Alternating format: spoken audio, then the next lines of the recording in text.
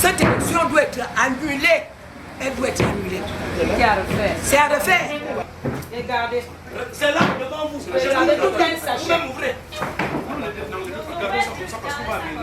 Cette organisation, elle a même ça comme ça, et Lucie arrive. Comment se fait-il que quelqu'un qui est en possession d'une carte d'électeur, mais son nom n'est pas sur la liste, et on fait voter cette personne comment? Dites-moi. Ils ont eu des cartes d'électeurs où? Et comment?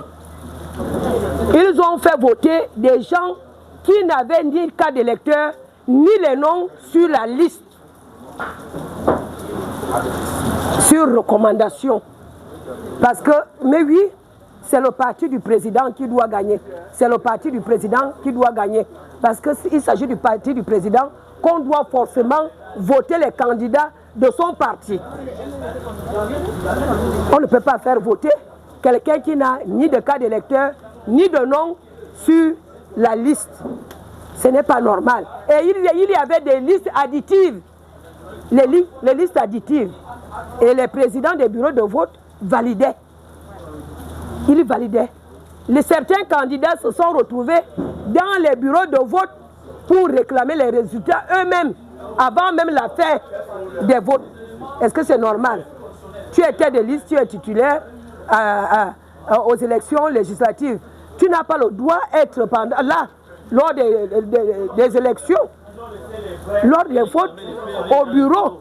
Toi, tu viens, tu réclames même le PV, tu demandes à ce qu'on te donne ton PV.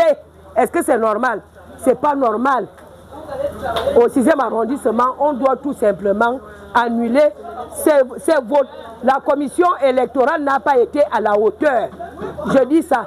Et tous les présidents des bureaux de vote étaient à la solde de l'UDB. Les assesseurs étaient à la solde de l'UDB. Tous étaient à la solde de l'UDB.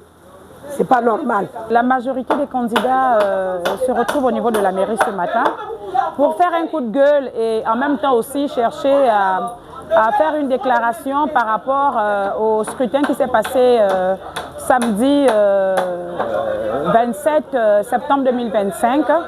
Voilà, un scrutin jumelé, hein, d'accord, les législatives et les locales.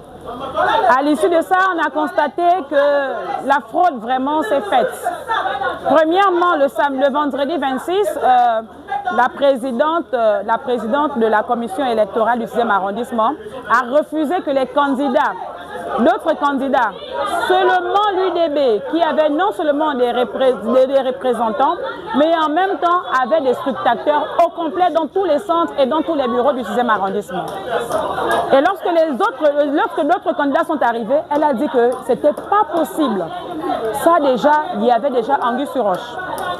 Et lorsqu'on arrive le samedi, effectivement, on a constaté que, c'est-à-dire, les assesseurs prenaient les bulletins de vote, remettaient aux électeurs et pouvaient faire le choix devant eux, chose qui était tolérée, et ça on a refusé. Parce que lorsqu'on remet les bulletins à un électeur, c'est dans l'isoloir que l'électeur va faire son choix. Mais pour nous, on a constaté que ces électeurs avaient cette possibilité-là de faire le choix devant le président du bureau et tous les membres.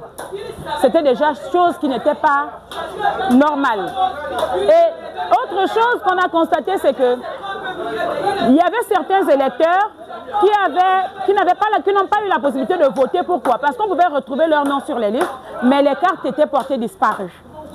D'accord? Et autre chose encore, c'est qu'ils sont arrivés jusqu'au point de pouvoir même faire les basculements sans même demander l'avis de l'électeur. Il y avait d'autres qui se retrouvaient, par exemple, lorsqu'ils rentraient dans des sites, ils retrouvaient leur nom à Mayumba, à Abitam. Vraiment, c'était impossible. C'est-à-dire, c'était invivable parce que je n'avais jamais vu ça depuis que j'ai commencé à voter. Hein. Je n'ai jamais vu de telles choses.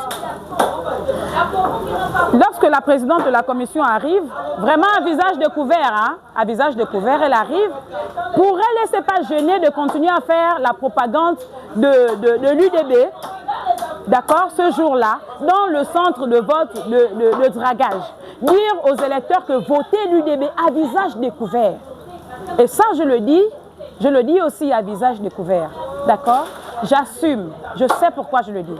Et au bureau numéro 5, moi j'ai constaté personnellement que le président du bureau numéro 5 à Dragage, c'est le petit frère de l'un des candidats de l'UDB, Daniel Nkoulou, qui avait cette possibilité-là de dire aux électeurs de continuer à voter l'UDB. Vous voyez un peu autant de fraude qui s'est passé au niveau du 6e arrondissement. Et là encore, ils sont allés à la veille acheter les cartes d'électeurs dans tous les marchés, c'est-à-dire chez toutes les commerçantes du 6e arrondissement. Vous vous rendez compte? On a des vidéos, on a des témoignages. Donc, c'est pour dire que ça, on veut que l'élection là soit annulée. On ne peut pas accepter de valider cette élection-là. On accepte l'annulation de cette élection. On refuse. On peut accepter que l'UDB ait gagné, d'accord, et qu'il y a eu transparence. On va accepter. Mais avec autant de preuves de magouille, ça on refuse. La fraude commence au niveau de la commission. Madame Perrine Adobian, procureure AOIM, présidente de la commission électorale au niveau du 6e arrondissement, nous a interpellés pour nous conscientiser par rapport à ce que prévoient les textes de droit. Mais Madame Adobian était la première à violer ces textes de droit parce qu'elle exclut tous les scrutateurs des autres partis politiques pour valoriser les scrutateurs de l'UDB. Donc Madame Adobian est complice, avec toute sa bande, elle est complice de tout ce qui s'est passé au niveau du 6e arrondissement. Et moi, M. Minan, je dis, elle n'est pas digne d'être magistrat. Quand on est faux, on ne peut pas être magistrat. Donc c'est mon sentiment. Et vous avez ici des photocopies. Vous avez des photocopies ici.